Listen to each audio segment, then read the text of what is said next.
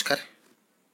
Crafty mind YouTube चॅनलमध्ये आपल्या सर्वांचं मी प्रशांत शेवतकर स्वागत करतो.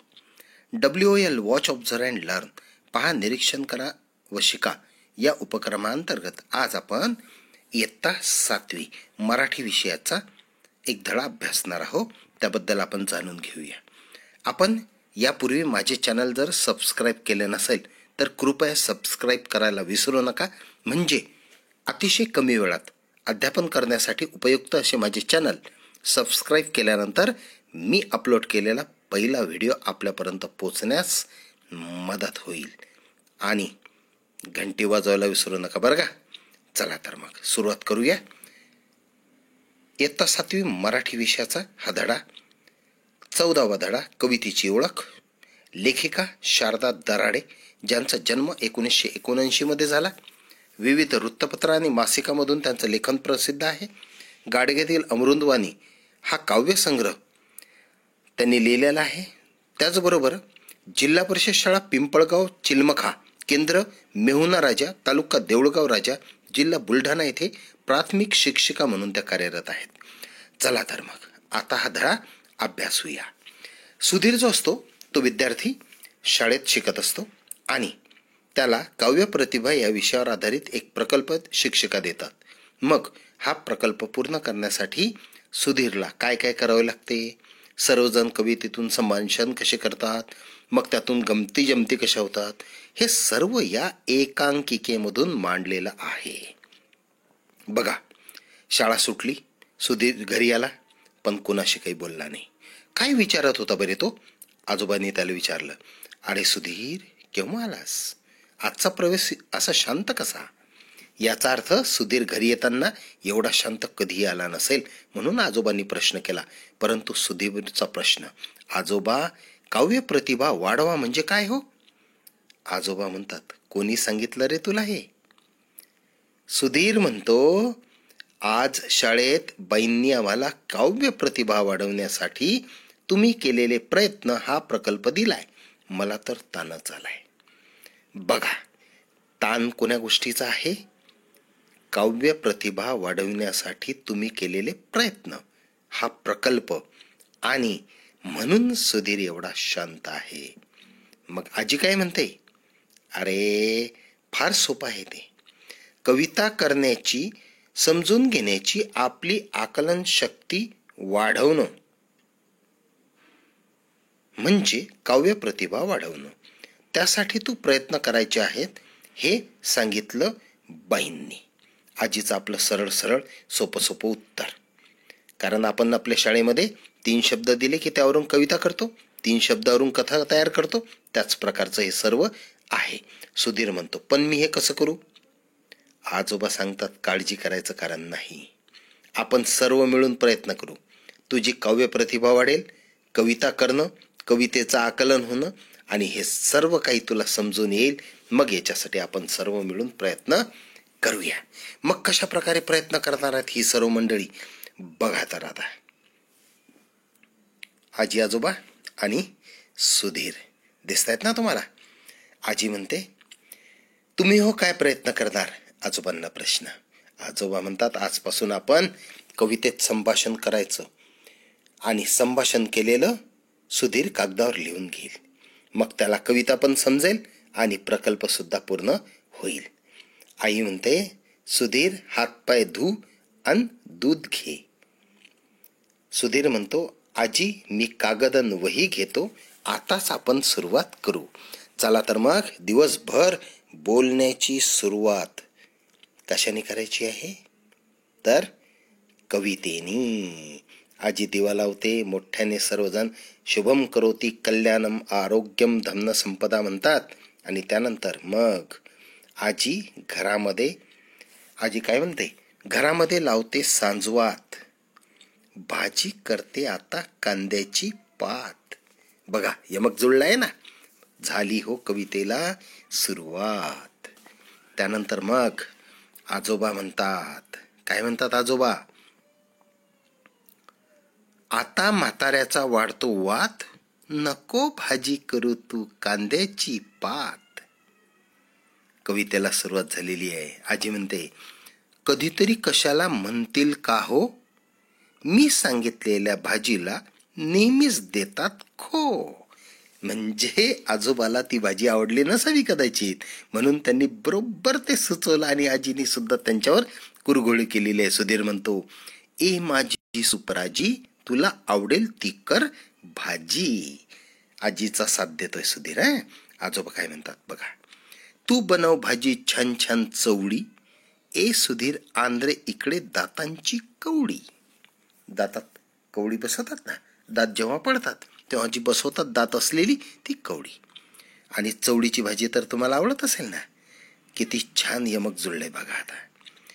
त्यानंतर मग आजी काय म्हणते, बरं बाई तुमची इच्छा हाच ध्यास, भाजी बनवते चवळीची खास. सर्वजण हसतात.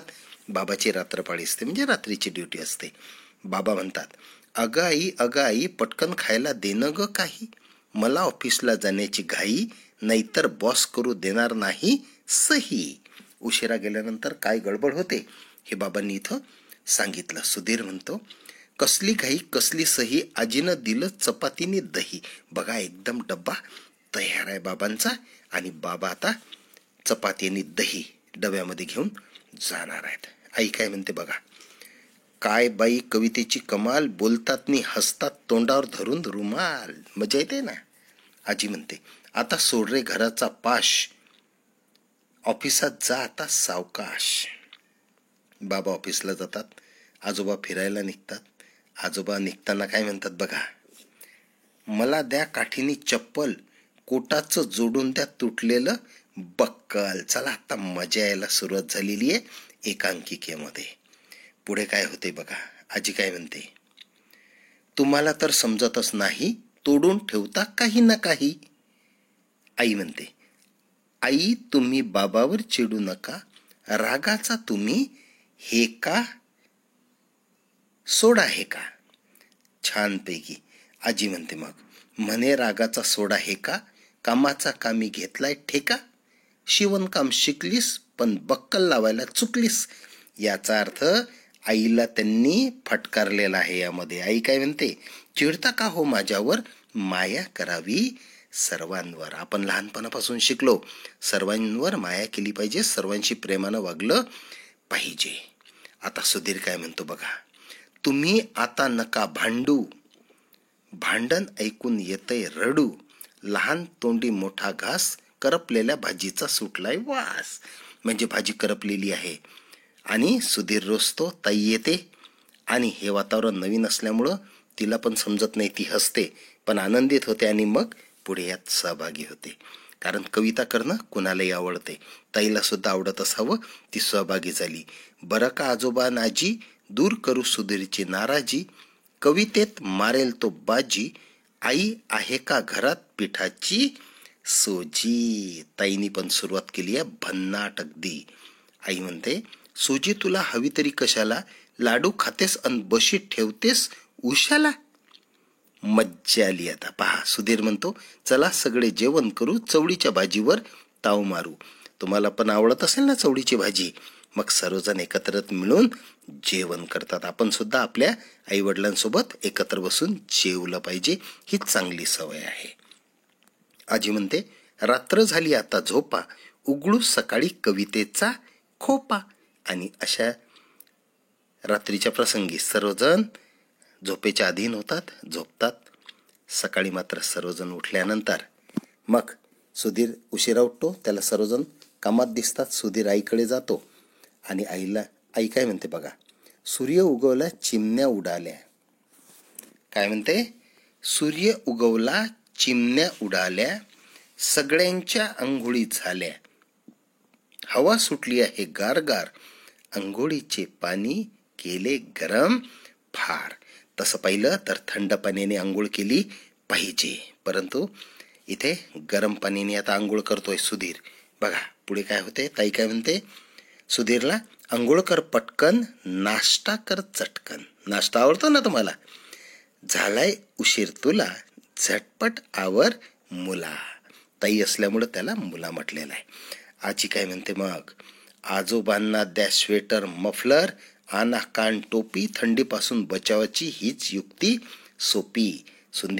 आंघोळ वगैरे करून येतो. ताई म्हणते, सुधीर तू लिहून घे नीट, यमक जुळायला हवे फिट, शब्दांचे यमक हवे नीट, तरच बनते कविता धीट.